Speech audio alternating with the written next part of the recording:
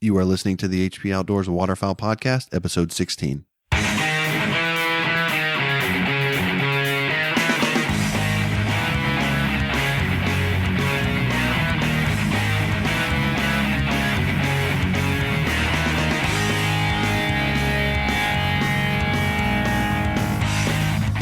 In this episode of the HP Outdoors Waterfowl Podcast, we continue our duck profile segment and we feature the Redhead, and we're also going to be joined by Shawn Stahl of RNT-V to discuss hunting traffic and pressured Canada geese.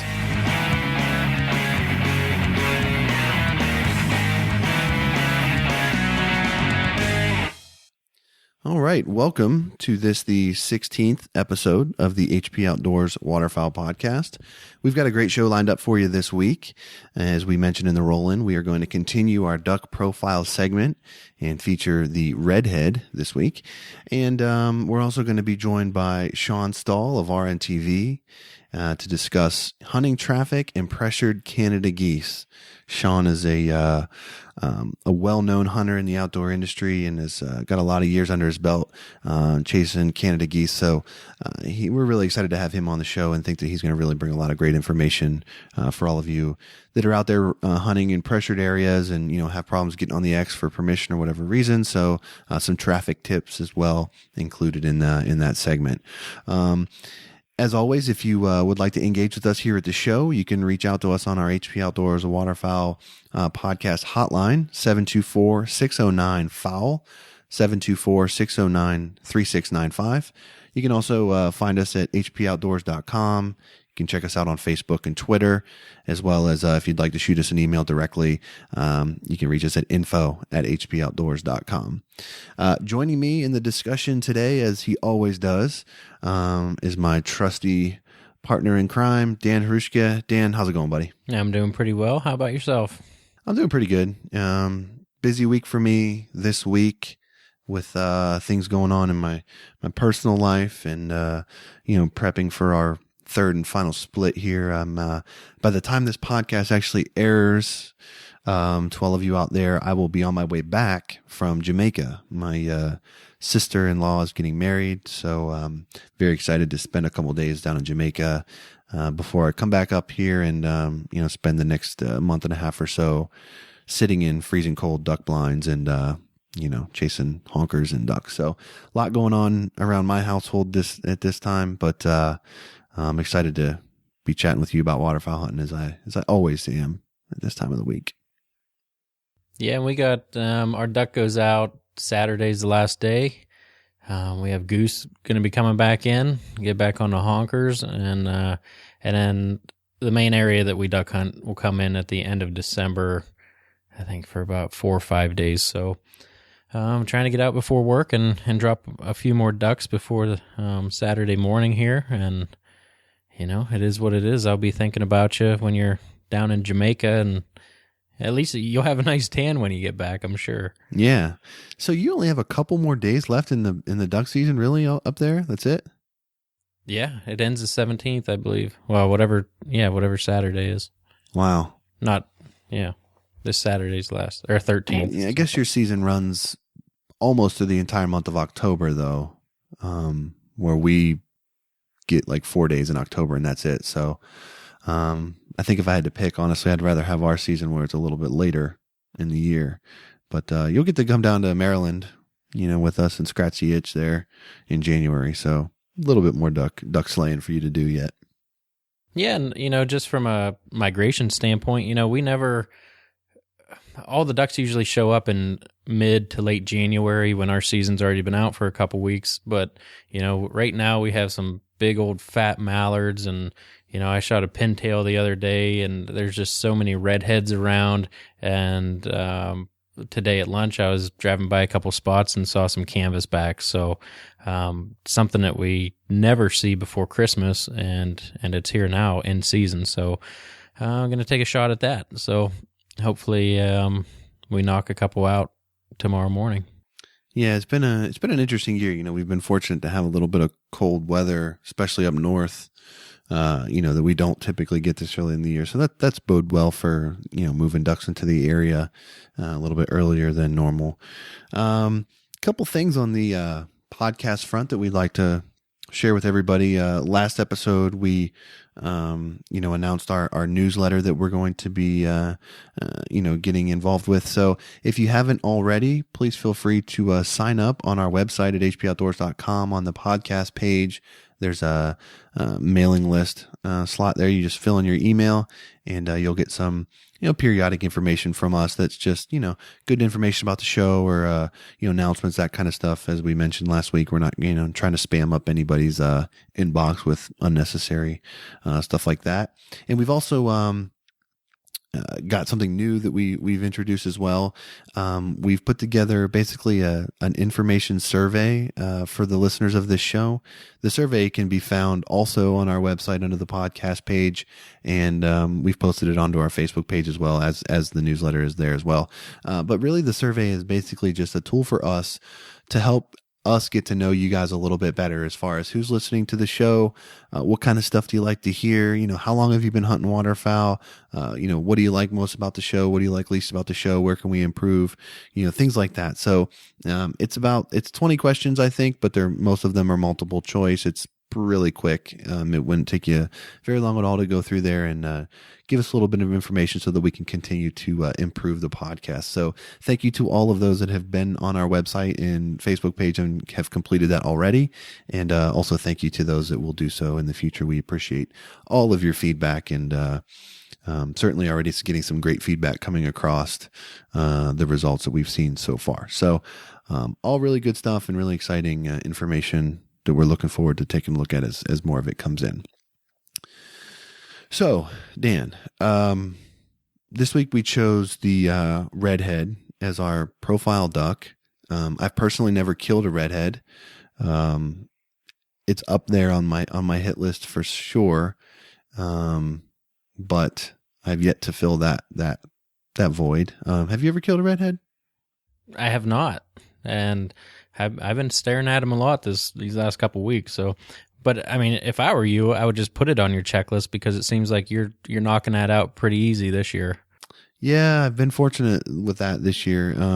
But the end of our first split down here was tough. I mean, we got warm weather and no wind, and just the flights were really died off. So the split came at a good time for us here, and I'm hopeful that, with some of the weather that we've been having the last couple of days, that'll get a nice push of new birds in here for the end of the year in the split. So I hope that some redheads are included in that nice push. So why don't we go ahead and jump into that right now, and let's knock out our redhead duck profile segment.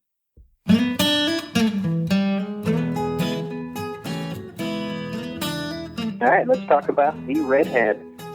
The male and the female, they're around 20 inches. Females 19 respectively. So they're looking at around just breaking 2 pounds. The male redhead has a reddish head and upper neck and a black lower neck, foreback, and breast. The remaining part of the back is a dark gray color. The hindback and the tail are brownish black, and a broad band of light gray extends across the gray wing, and that actually helps distinguish it from a scalp. And the feet are gray, and the bill is a light blue-gray with a whitish band behind a black tip. And the male call actually resembles the meow of a cat, which is pretty funny there. Female redheads have a reddish-brown head, neck, and breast with a buff-white chin and throat. And it has a indistinct eye ring and stripe behind the eye. The flanks are a warm brown, and the upper parts are darker and duller brown. And the bill is duller than the male's, but has a similar pattern. And the redhead's breeding habits, they breed in northern prairies of the United States and Canada and marshes of the West, and they actually prefer non-forested environments. And of the diving ducks, the redheads are the most common breeders in the United States, laying an average of 7 to 10 eggs, and they are very notorious for stealing canvasback nests. That's a little bit about the redhead. The redhead's just a cool-looking duck, in my opinion. As far as the migration pattern for the redhead is there's a significant corridor basically from southwest Manitoba and sort of southeast Idaho down through the Gulf Coast. And then you've got another portion of the population that will actually migrate east from the northern prairies down to, the Great Lakes, onto the Chesapeake Bay, and all the way down to Florida.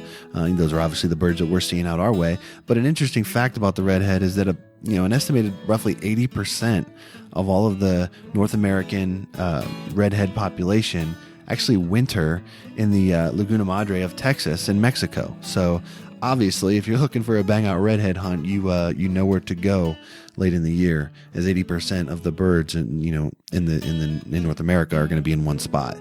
As far as population numbers, the redheads kind of held steady through the early 50s up through kind of holding steady between 400 and 800,000 birds.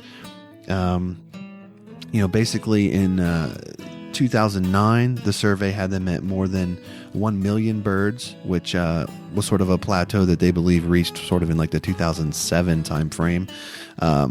For the 2013 survey, they were counted at 1.2 million birds, and the 2014 survey had them at 1.27 million birds. So that's basically a 6% increase year over year, and 85% increase over the long-term average. So redhead populations are thriving right now and appear to be very healthy and in good shape.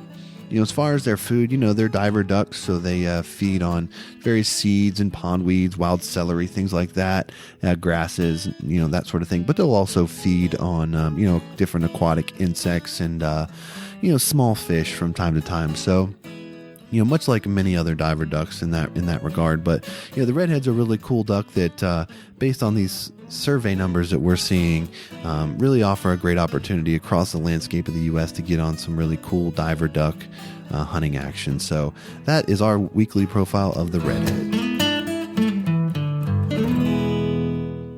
Okay, Dan. I think that this week's featured guest is probably one of the more knowledgeable, if not the most knowledgeable person that we've ever had on the show talking about specifically Canada goose hunting. If you've ever seen any of the Fowl Pursuit DVD series, watched RNT-V, lots of stuff on YouTube. Shawn Stahl is a world champion goose caller. He's a heck of a hunter, and just someone that when we got to thinking about, the topics that we wanted to cover on the show and Canada geese in general, he was the first name that came to my mind as far as we got to see if he'll come on and talk to us, because I've seen so many DVDs over the years and things that he's been involved with. I just know that he's just a wealth of information when it comes to this topic.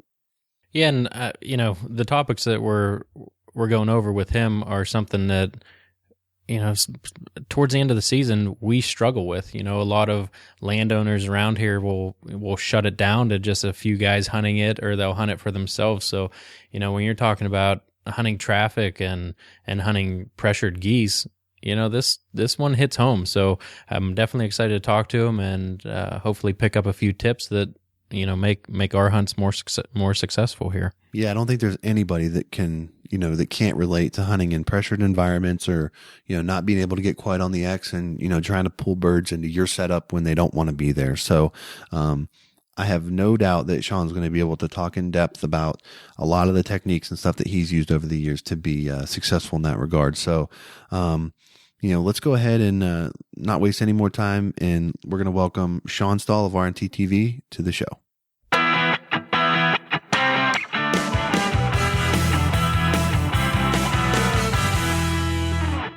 All right, our next guest on the show certainly needs no introduction, but I'm going to go ahead and give him one anyway. He is the co-host of RNT-V on the Sportsman channel. You may also know him from the Fowl Pursuit DVD series. Our guest is Shawn Stahl. Shawn, how are you? Pretty good. How about you? Oh, we're doing great. We got you.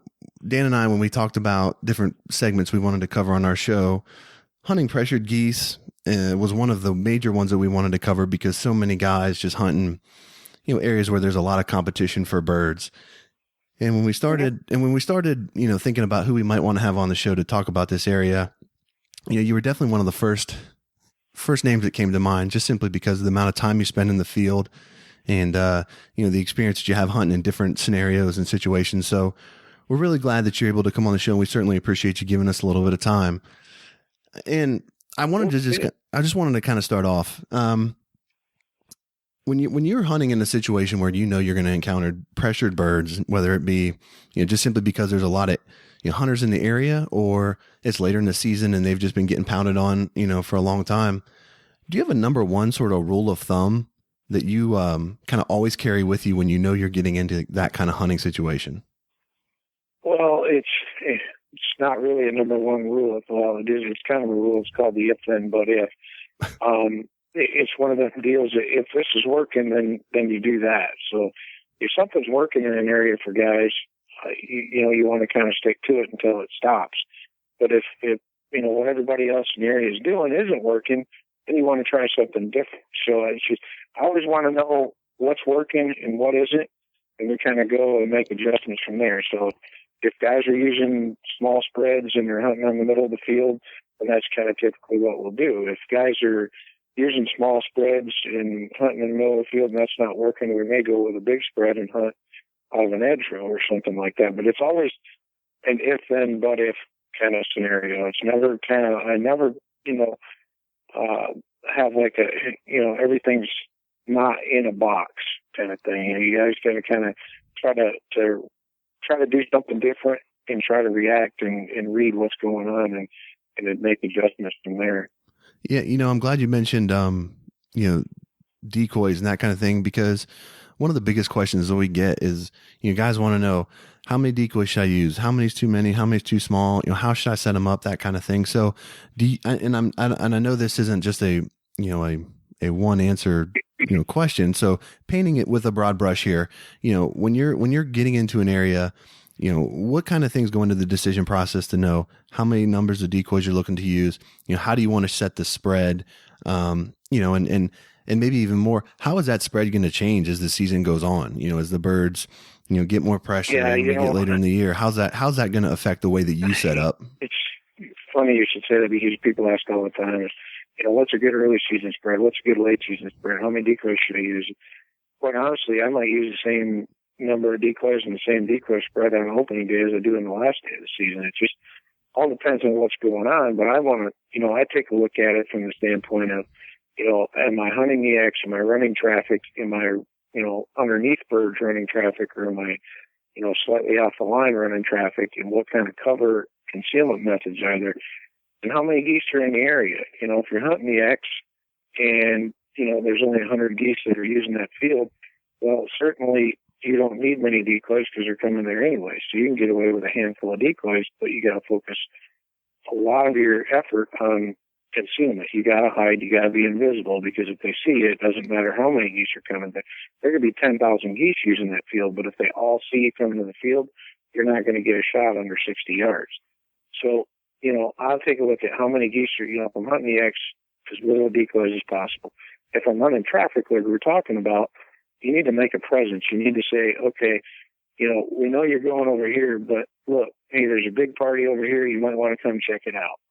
And a lot of times when I run traffic, I use a tremendous amount of decoys. But I step back there too, is I like to use as many decoys as I have to get away with what I'm trying to do. If I'm hunting the act or if I'm running traffic, I'm really trying to hide. And I use decoys to be able to hide the blinds, whether it's, black spotting around the blinds, in front of the blinds to take attention on. You're trying to be concealed, and you use decoys as a call, because it's a visual call. Geese will see you farther than they can hear you, but you're also using it as a concealment method to hide the blinds. So, when I'm running traffic, I do like to bulk up considerably, because, you're trying to make them think or make them believe that, this is where the new party is for the day. We might want to come stop and check it out. When you talk about using, as many decoys as you need to get away with what you're trying to do, we get a lot of questions also from our listeners about decoys, and a lot of the guys that listen to our show are new, and they're kind of trying to get into the sport. They may not have a bunch of decoys at their disposal to use kind of in these situations. So, one thing we talk about, and, with guys when they email us is, getting into, silhouettes and things like that. They're a little bit more affordable and maybe easier for guys to transport that are just kind of getting started. Where do you stand with, silhouettes and using them either as your primary decoy or as a filler kind of for your spread? And anything I have, everything I have in my trailer is a tool. It's a tool. You know, my trailer, I say this all the time, it gets repetitive, but my trailer is a tool chest. It's a tool crib. And I've got a tremendous amount of tools in there, but I don't use every tool for every job, but I have them available. Silhouettes are a tool. They're a great tool. They fit a niche. You can use them, a standalone. If you got to hump a bunch of decoys, walk them out into the field, they carry a tremendous amount out there. You can use them as filler, to bulk up your spread if you're running traffic. They're a great tool. And you talk about, guys just getting into the sport that don't, you get into it, you've got a budget and you're just starting out, you may only have a couple of dozen decoys. Well, my theory was if you have a couple dozen decoys and I have a couple dozen decoys and you got a couple other buddies with a few dozen decoys, it doesn't take too many buddies and you've got a pretty good size spread that you can utilize. And like I said, on any given day, you don't have to use every tool for every job. But if you're going to run traffic and you need to bulk up, if you've got 4 or 5 of you and each of you own 2 to 4 dozen decoys, that's a pretty good size spread. Yeah, that's how our group usually does it too. Josh will bring some up, or all the other guys that we hunt with, we're always combining, and it seems to work. It's not always fair to always put the burden on one guy to come with 7 or 8 dozen decoys into the field. But Shawn, let me ask you, being a world champ caller, when you're hunting pressured geese, talk about, do you find that they're call shy a lot, or are they more responsive to a lot of calling? Like how is your approach in that respect? Well, I think stale geese aren't necessarily call shy. They're more or less condition shy. It's that same, like if you're back in school and you're walking down the hallway and you walk by the same kid every day and he pushes you. Well, you got 2 options. One, you either, you find a new route, or 2, you punch them back. And geese can't do that. So that, geese get conditioned every day to the same scenario. They see the same spread of decoys and same size. They see the layouts that aren't completely camouflaged. They see the fact that, I always say, what's the first thing you do when you see a flock of geese? Geese, get in, call, flag. Well, that's, we all fall into that paradigm, and the geese get conditioned to that. They get conditioned to seeing decoys in the same field. They get conditioned to seeing the same size decoy spread, that everybody can fit in the back of their pickup truck or their trailer. They get conditioned to what them layout blinds look like, because, a lot of guys, we get lazy because it's not the thing that we want to, take the time to do. Brushing blinds isn't, a glory job, but it's probably the most important job that we can do. In fact, it is. Because if you can't hide from them, you're never going to kill them. No, I think that makes a ton of sense. You have to mix it up. You have to be versatile when it comes to your approach. And that's why I go back to, you want to know what's working in the area. And if you're hunting the area every day, you notice that. But like me, if I come into an area, I kind of rely on local knowledge. Local knowledge is going to tell you a lot. They're going to tell you exactly what the birds have been doing and what they've been doing. And as you get conditioned smart, you want to try doing something different. And when I was talking about, everybody picks up a call, everybody picks up a flag. And calls are still effective and flags are still effective, but, sometimes you got to play the opposite. Play when nobody's home. Let them fly by you. Let them get 50, 80, 100 yards past you, and then just pick up your call and cluck a few times and hit that flag. And a lot of times that'll work because it's something that they're totally not used. They're not used to, not hearing birds, not hearing people call. Most people are picking up a call and just blowing the guts out of the end of the call from the time they see them to the time they fly, past them and out of hearing range. But sometimes, just doing those little things, being subtle, being different, and, can be the key to success on those, those pressured, those stale geese. Yeah, I totally agree with you. And I'm glad that you brought up flagging, because I always, every other guest, I always ask about flagging and just motion in general. Is there, how important is that, not only to high pressured geese, but, you're hidden, how important is it to, bring a little bit of life to your decoy spread? I'm going to be 100% honest with you. I think it's more important to us as hunters than it is to actual geese in the situations. And here's what I mean by that. there's so many decoys on the market today that are quote unquote motion decoys. Well, in order for a motion decoy to work, it takes, one key ingredient, and that's wind. And the more wind you have, the more motion you have in the decoys. Well, on a windy day, you don't need motion in your decoys because everything's moving. The leaves are blowing, the grass is blowing, everything's got life to it, everything's moving. The time you need motion is when the motion decoys don't work because that key ingredient isn't there. Wind isn't blowing, everything's still. That's when you need motion.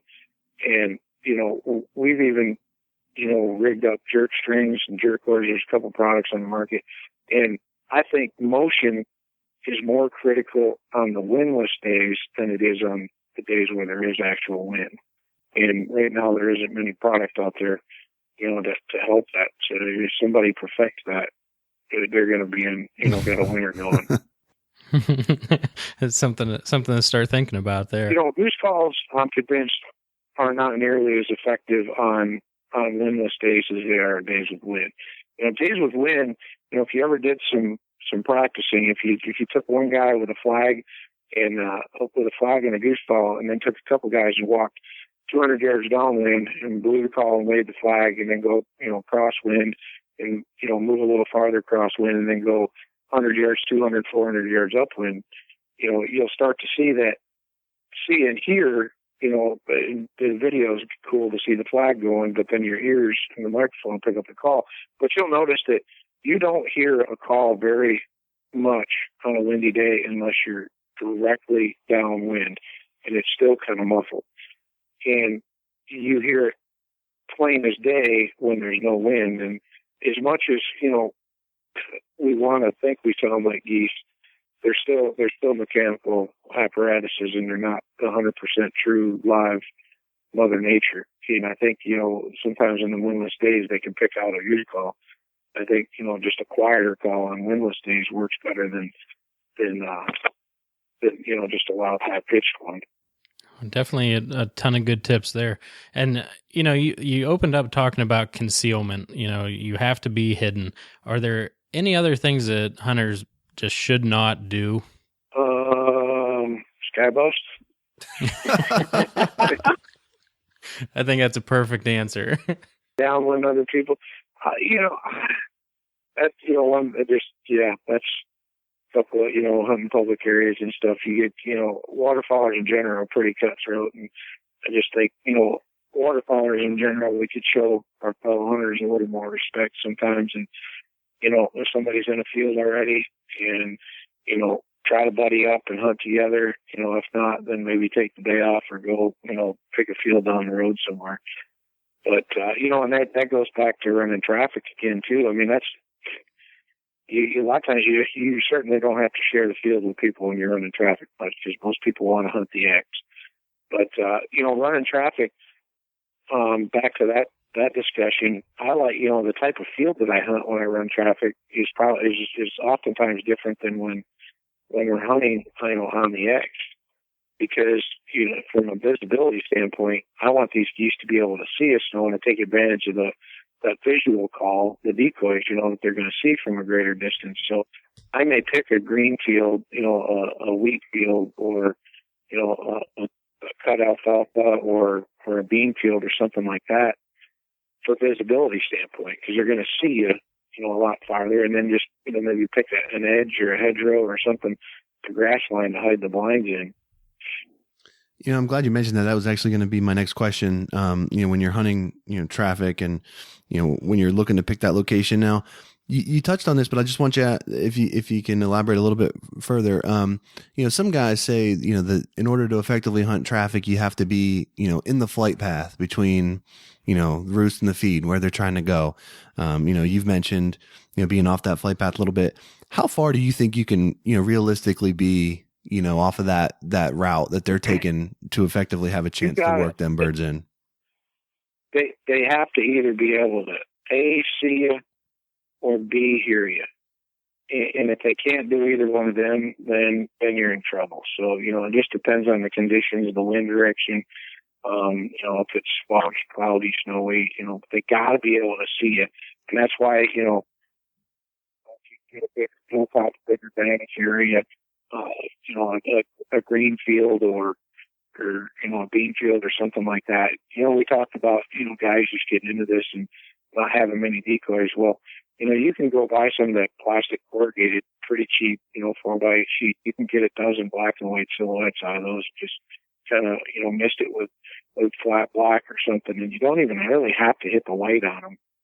Just that black that's going to show up. And, black and white, so you guys are from out east and, you get down on the eastern shore, you get down in southern Illinois. Them things are still effective. You go down, southern Illinois, there's places that still put out 5, 6, 7,000 black and white silhouettes in their club and their property. And they still work. They're still effective. They draw, especially on migrators, new geese, and, pulling birds from long distance because it's a good visual reference at the call.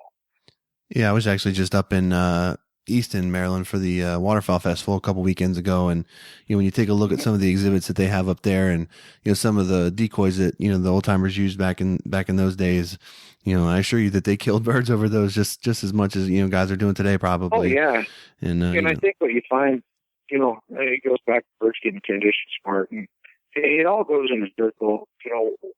What's effective now won't be effective in 2 years, and what was effective 10 years ago will be effective again. It's just the things that we're doing and the way we're hunting now, the birds just get conditioned smart to it, and then, we start trying something different, and it's like opening day all over again. A little bit of snow on the ground can make stale birds act like it's opening day again, and it's just because it's different. It puts a little stress in their life. Makes them think or feel they got to get out and feed real hard and heavy. It also makes your decoy stand out, and it makes their appearance change a little bit. So it kind of throws a little wrinkle in it for you. Yeah, and I can speak to that. We just had a bang out snow hunt up here. We got, it was freezing rain during it, but I mean, those birds they would not stop coming. I wish that we had, 15 guys in the field, because it would have, we all would have limited out. And like it was like opening day again. Like there's nothing stopping them from getting in that field. And the only thing that changed was you had a little bit of snow, a little bit of stress in their life, something, a little bit of stress. But, the geese, they just want to survive the next day. They just want food, water, shelter, survive, and breed in the spring. And if you don't have, if conditions are the weather kind of gets stale, starts warming up, and there's not a lot of stress in their life, they don't really have to do anything. It's, when the fronts start moving in and the weather starts changing, that starts to have a little stress, telling them they gotta do this, they gotta move on, get ready to migrate. That's when, your best hunting is. So Shawn, let me ask you a little bit more on the hunting traffic situation there.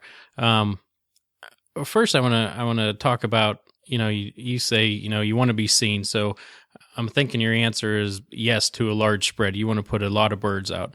On the other hand, I've read a lot of things about not really having a system to putting the decoys out when you're hunting traffic.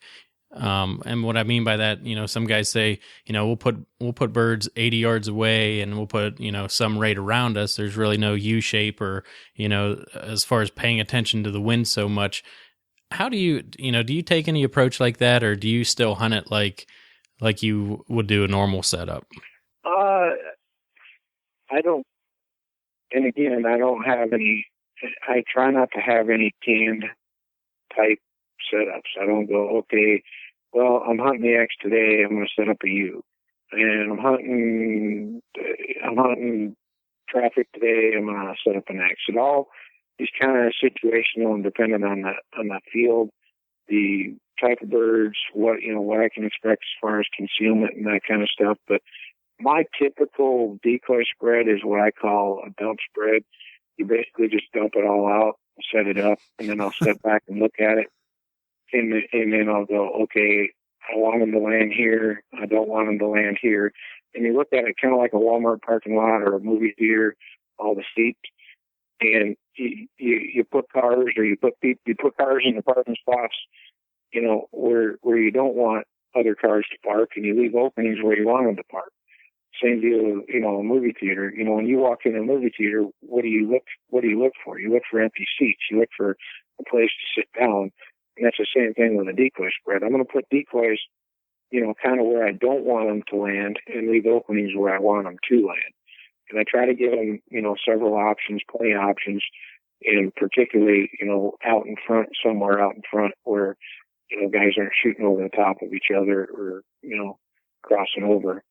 Yeah, without a doubt. And let me just ask you about your calling techniques, compared to pressure birds or just a normal being on the X. When you're hunting traffic, do you just get loud with it? Do you bring it all out? Well, when you're running traffic, and I gotta make a comment here. My dog has the worst gas right now.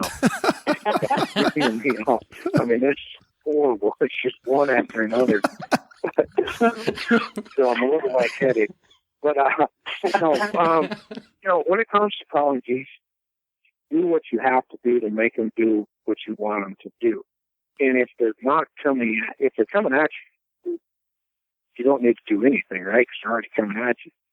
So you need to adjust your pitch, cadence, and tempo. And I'm not one of them guys that prescribe to, at 200 yards you got to blow this note, at 50 yards you got to blow this note, that note.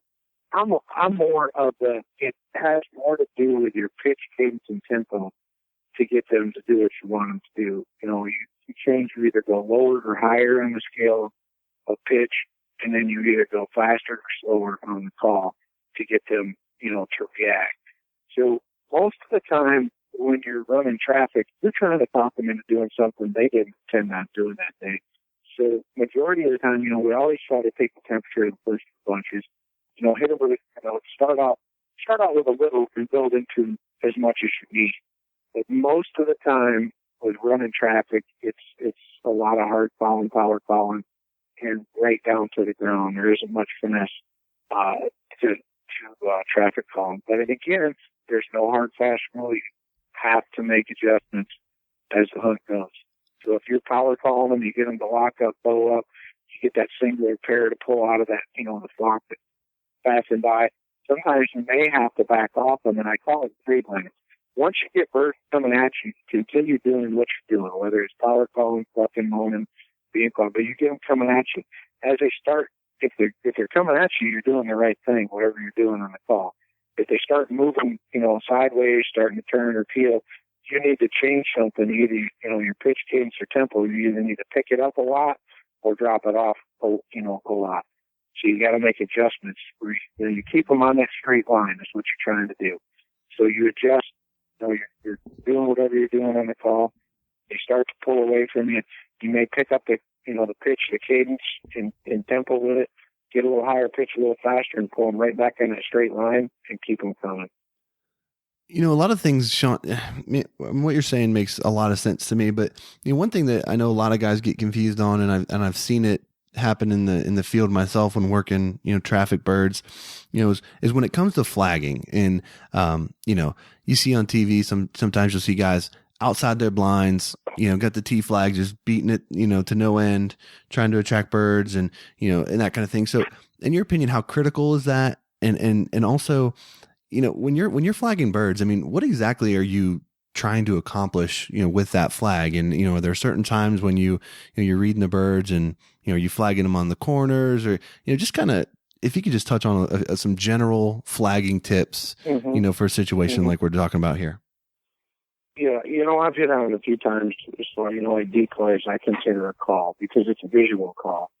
It's making a statement. It's telling birds what you want them to do, and they can see it farther than they can hear it. Now, a flag, I consider it the same thing. Flag is another type of a visual call. It's something that geese can see from a distance farther than they can hear a goose call in most situations. So, it's a good visual reference to these geese that are flying by to make some motion and make it look like there's actually geese coming in and landing. So, we use it for fun. We've even got them on big jerk boards that, on 10-foot poles that we can raise up in the air and, get that motion out in front of us and away from our concealment area. And, there again, just like calling, you do what you have to do to keep them on a straight line. If sometimes, we just got back from a trip and the geese were hunting, and that's all they really wanted to see was the flag. And you could almost flag almost till they got in, and hit the ground in the decoys. And if you let off them, they turned. Didn't want anything to do with the goose call, but they wanted that flag. And there again, it's just reading and reacting, making adjustments through the hunt, depending on what you need. A lot of times it's just on the corners because, a goose, their vision isn't 360 all the way around them. It's about 280 degrees. So they can see everything in front of them, almost all the way behind them. But, there again, it's like peripheral vision. You just catch the motion off, in the corner of your eye. So a lot of times you let the birds get just going away from you, turned away, and you can pick up that flag, and they can be relatively close, 68 yards. You can pick up a flag and hit, several double cups in a row, and it gives the appearance and the sound that another goose or somebody, another goose from another flock or another goose from that flock broke off and is going to land in the decoys, and it'll cause chaos in the flock. They'll start breaking up, and that's what you want. You want to cause chaos, get them not thinking as a group, and then you'll get, talk one into coming, and you'll get the whole bunch coming. Is there any rhyme or reason to where the flag needs to be in the amongst the group? Are you trying to keep that centered up in the in the pocket there? Do you let your guys on the ends flag? How do you try to work that? I don't find any rhyme or reason when it comes to that. Okay. I don't think it matters a ton. If you've got the wind at your back, if you've got the wind at your side, you may want the flag more on the upwind side, just to be able to pull them up tighter that way. Same with your best callers. I think your best callers need to be on the upwind side. That way, if you have to, that person has to get on a call and pull them up in. We were talking about calling earlier too, and I don't think, being a contest caller doesn't matter one iota in the field.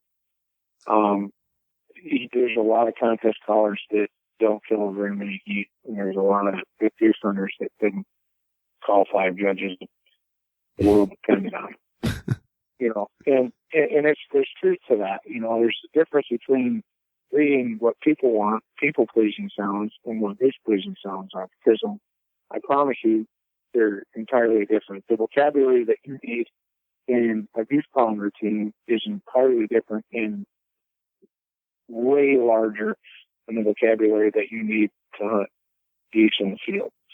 You've got to be able to, in a contest, you've got to be able to show these 5 people that, how talented you are, how powerful, you can make these notes, and how many different kinds of notes you can make, be able to differentiate yourself from the rest of the crowd. Well, the geese aren't that picky. It's just, for them, it's all about pitch, cadence, and tempo. You can get away with 2 to 4 different notes and just changing your pitch, cadence, and tempo, and you can get them to do exactly what you want them to do. Yeah, we had Kelly Powers on the show earlier in the season here, and he talked a lot about the exact same things that you just said, about just having command of the certain notes, put a lot of birds in your spreads for sure. So, me and KP go way back. Yeah. We used to run the circuit together. But, no, and there's a lot of truth that, if you take 5 guys that can make, just cluck and double cluck, and you take all 5 of them and have them cluck and double cluck together and then pick up their pitch and tempo just a little bit and just roll up and down in speed and tempo, they can make a lot more noise and be a lot more realistic than just one person like me can do. And they're going to have different, you got 5 guys, they're all going to sound a little bit different. Mm-hmm. So you're going to have 5 different people, 5 different goose sounds in there. You take me, I can make a couple of different goose sounds, but it's still going to sound like one call. So, especially if you're running traffic, if you've got 4, 5, 6, guys that can, or more, that can blow, 2 to 3 different notes on a goose call, you can make a lot of racket and sound very realistic. Yeah, I mean, we could talk to you all night about, calling geese for sure, and I would love to do that, but I don't want to keep you too much longer. So I'm gonna ask you 2 more questions, and we'll let you get out here on this. First, I think I know what you're going to say to this, but I'm going to ask you anyway, just to kind of reinforce the point, because I think it's super important. If you're flaring birds, you're seeing, one or two flocks come in. I'm going to whack the dude in the head that's 5 facing next to me. we talk about that, and the way you were talking about concealment earlier, I figured that's where you were going to go, but we just pound on concealment and getting covered up real good. So certainly glad to hear you say that. And the final thing I'll ask you is, can you share maybe just a quick story with us? A hunt that you can think back to where you would just, it's a really pressured situation, or you just thought the deck was stacked against you for whatever reason, and maybe just share some of the tips or just some of the techniques that you use to kind of get over the those odds and turn the hunt into a good day for you. One story comes to my mind. We got a buddy who runs an outfitter service, and we go up there hunting every year, and we kind of do our own scouting and whatnot, but it was the first day there, and we didn't have a chance to scout, and they said, well, so-and-so guy is in this field, and he saw a lot of geese, but he didn't kill them, and he's hunted that field 2 days in a row now, and didn't do very well, but, there's a lot of geese flying over, you guys want to give it a shot? And I was like, well, when you got no other choice, yeah, but still, we ain't scout. So, I talked to the guide, and I said, okay, what have you been doing? What have you been doing? How you been hiding, this and that? And, it was just him, and he had to set all the decoys and grass all the blinds for all the customers and do all this. And he was using about 6 dozen decoys and whatnot, and just him calling. And I said, okay, all right. So then I thought, in my head, what am I going to do? Formulate a plan. We get there in the morning. I said, all right, guys, this is what's going on. This is how, Troubler's been having a lot of geese been flying over this field, a couple thousand geese flying over the top of it. We're running traffic. What can we do that's different? We got to do something different because we know what's not working. And if we're going to try what wasn't working, we're probably going to expect the same results, right? So, we chose to set out an extremely large set of decoys. I put out every decoy I had for training. We put out about 30 dozen decoys. And I had a big blob right when we were sitting, and left that deal off, so, the duck spread. We dumped all the decoys out and pulled the one on the land. Then I took decoys. I grabbed 6, 8, 10, 12, at a time. I'll put some 100 yards down this way, some 75 over here, another one 150 yards over here. And if you were to sit back and look at it from the road, it looked like looks like a field of live geese, where you get them, there'll be a big mass of them, and then there'll be a group here, a group sitting here, a group over there. And it worked. And what happened, they would come in there, and there's 3 really good callers in our group, and a 4th guy who could, just make 2 or 3 notes. And we were able to make that, a lot of racket, real realistic racket, be able to call them down. And by having the decoys so spread out, you drop them down lower out in front of you. They wouldn't come in as vertical above you. And when they come in vertical high above you and straight down, they can pick those layout lines out pretty good. And, if you can get them out down low in front of you, you've got a better chance of pulling them up into you. And everybody, when I tell people that I do that, I put decoys 100, 150 yards, sometimes 200 yards away. And they look at you like, well, what if they land out there? I said, well, what if I don't put them decoys out there and they flare on me? Every bird flares on me, so they try to come in vertical. I'd much rather try to pull a goose in that's short-stopping me in the field than one that's coming in vertical and flares. One bird wants to land short and hasn't seen you. That's easier to call in than one that's already flared. And you will, invariably, if you set up a decoy spread like that, you will have birds that are going to land short. That's just in here. But I promise you, it will be you'll have far less geese will land out in front of you than what would have flared over the top of it. Yeah, it's an interesting idea, and I'd read an article. It works because nobody else does it. Yeah, I'd read an article about that here not that long ago, similar, but they were talking about hunting snows and stuff like that. But I can definitely see where that would be effective, and I think probably the biggest challenge with that is just getting over the fear of putting out decoys that far away, and how unnatural that would feel. And it is, but if it happens, but and again, like I said, it's that same deal. If they're gonna, if they flare at you when they're over the top of you, you're not gonna finish it. Your success rate of calling a flare bird back around and finishing the decoys is pretty low. Your success rate is a lot higher of getting birds out low in front of you and pulling them up into your decoys. So it does take a little bit, guys are always, you get some new guys hunting with us, every now and then, and you start putting decoys out there like, oh, what are you doing? What are you doing? You just sit back, relax. This is why we do it. We want them to get low up front. And, and I really learned that deal from filming because, you've got the camera. I don't care. If you can see them, they can see you. That's how I always see it. But with the camera's got to see them.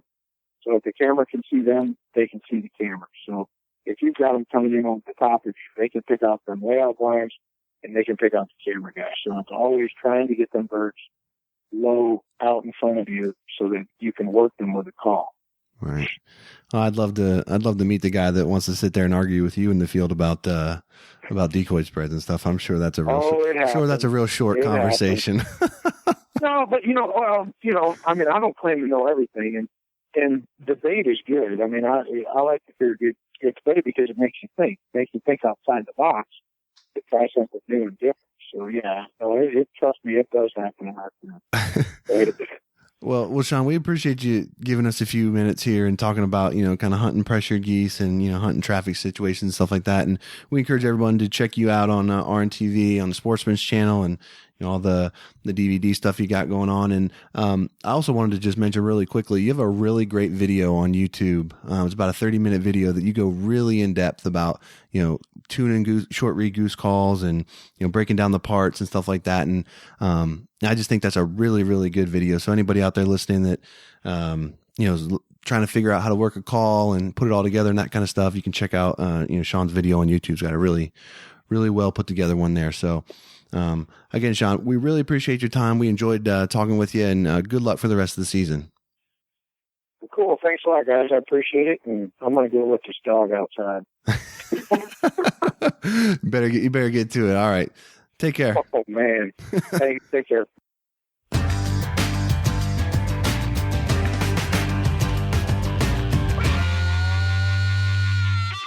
All right, Dan. There's a lot of that interview that I know that I'm going to be able to take away and, use and implement in my hunting down here in Virginia. What say you? So much information. And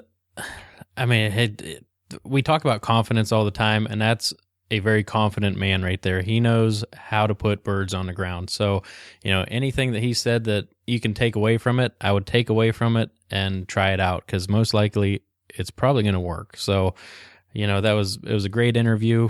I thank him again for coming on, and I'm excited to try a few things out here in the late season. The thing I really enjoyed about talking with Shawn on this issue is that, so oftentimes you get different, people and personalities and things that, they want to talk about waterfowl hunting and all this, that, and the other. And it makes it seem like it's harder than it has to be.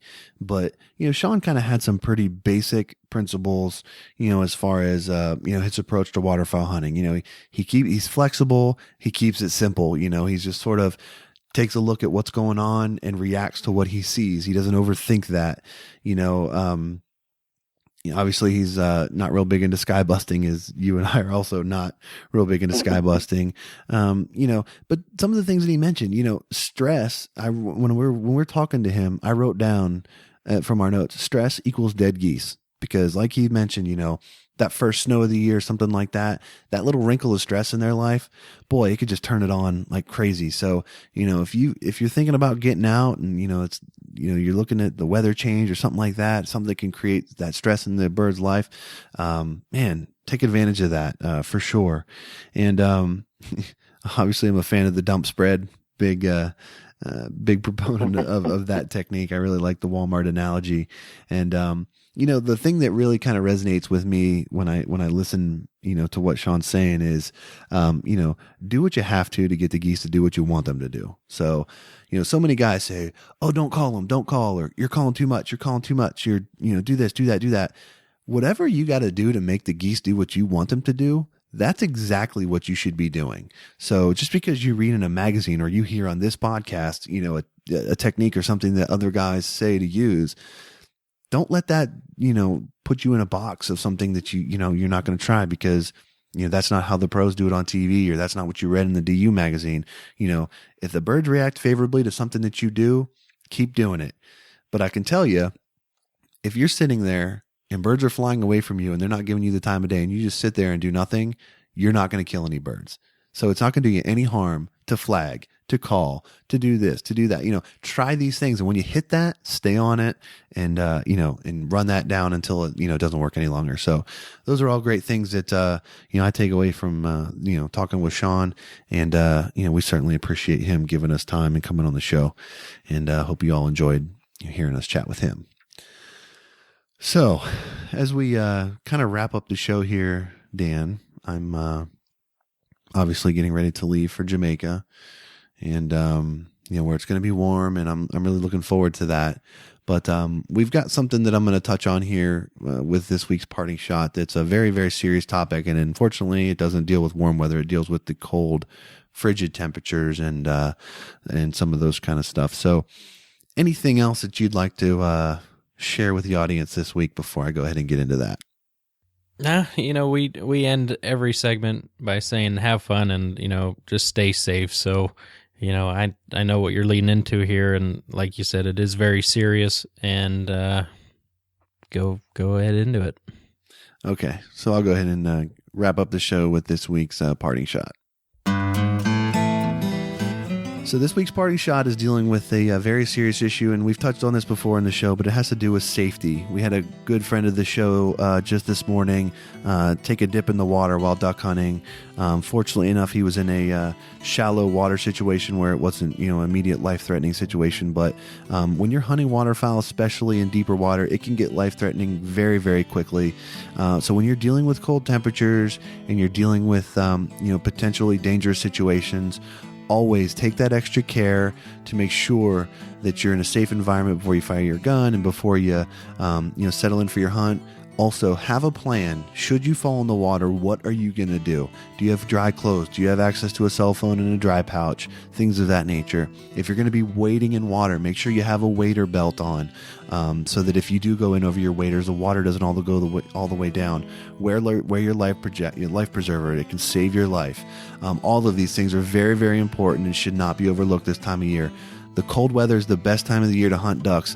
Don't make a mistake and have it ruin your time in the field. Take the precautions to be safe out there.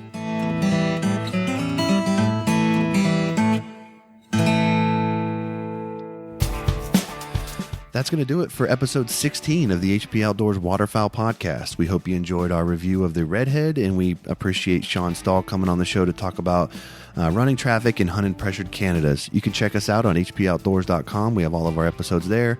You can also check us out on iTunes. If you haven't had the opportunity yet, we'd appreciate a 5-star rating and review, and we thank you to all of those that have already done so. Again, I'm off to Jamaica, so until next time, for Dan, I'm Josh. Take care.